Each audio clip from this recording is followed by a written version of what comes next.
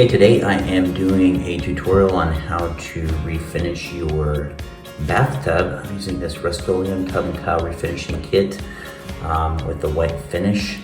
And it's supposed to give a porcelain-like finish in just a few hours. So you can see here on the side, this is just something you can pick up in any of your big box stores. It says in between your coats, you want to wait 1 to 2 hours in between coats.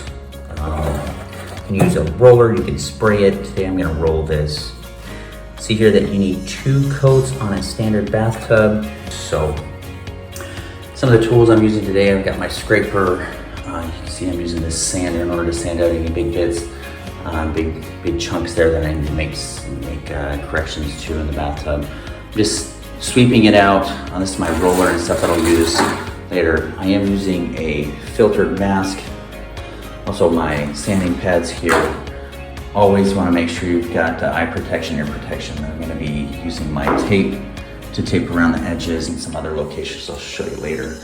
I'm using these baby wipes as kind of a final cleanup. You see the issue I have here is we've got some big spots in the tub that over the years have really wore. So I want to make sure and get those chipped off the best you can, and then you want to take your sander and sand it out. So that's the stage I'm at right now. I'm going to do a little bit of sanding and then we'll go from there.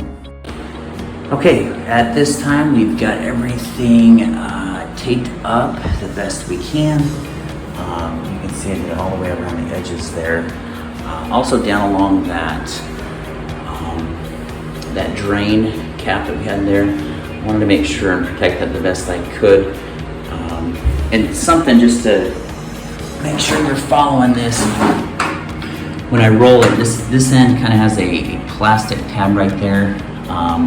The goal is when I roll, I want to make sure and roll lightly here, just enough so that some of the overage is going to help spill into this crack. And then when I'm done, I'm going to run a line of caulk all the way down along it. So really, I think everything is prepped at this time. I've got everything ready to roll out.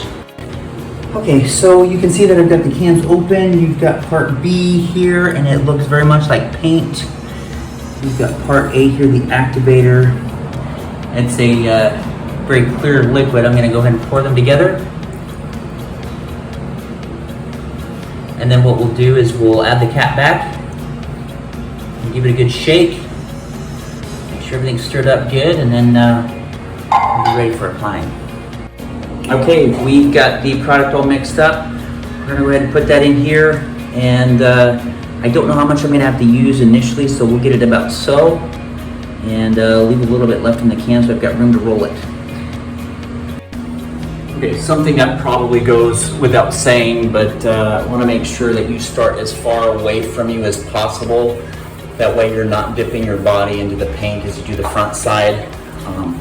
This paint does have a self-leveling factor to it, so once you get it rolled on there good, you can just keep moving on. Want to make sure and get it heavy enough so that it does have that self-leveling property or agent working in your favor. So I'm going to keep adding to this, and then I'll get back to you here in just a moment. Okay, we got the first coat done on this. You can see all the way around. Biggest takeaway right now is that this product is super stinky. Very bad, to be honest. So you want to make sure that you've got windows open and well ventilated. See, my windows are open here, but additionally you need to make sure that the humidity stays down, otherwise it won't cure like it needs to in between your coats. So again, the product says that you've got about an hour or 2 in between coats, and we're going to let this dry up good and then put another coat on. Okay, it's been about an hour and a half or so. It is dry to the touch, so you know that we're good to go ahead and put another coat on here. I'm really happy with how it's set up so far with that first coat, but you can see we've got a spot or two right about there. Some of the spots that were the roughest to begin with. They're going to need a little bit more TLC, so we're going to get the second coat put on there. See if we can't make it look nice and new. Okay, we got coat number 2 on there. It was actually a little bit trickier to put on than the first coat.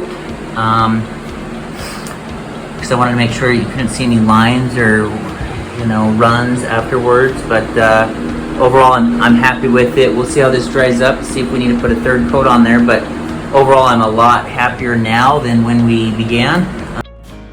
All right, let's take a look at that final product. I did end up doing just a real light coat, surf coat on here. You see the issues that I'll have in the end is I just gotta go up along that section there where the tub meets the tile and caulk it good.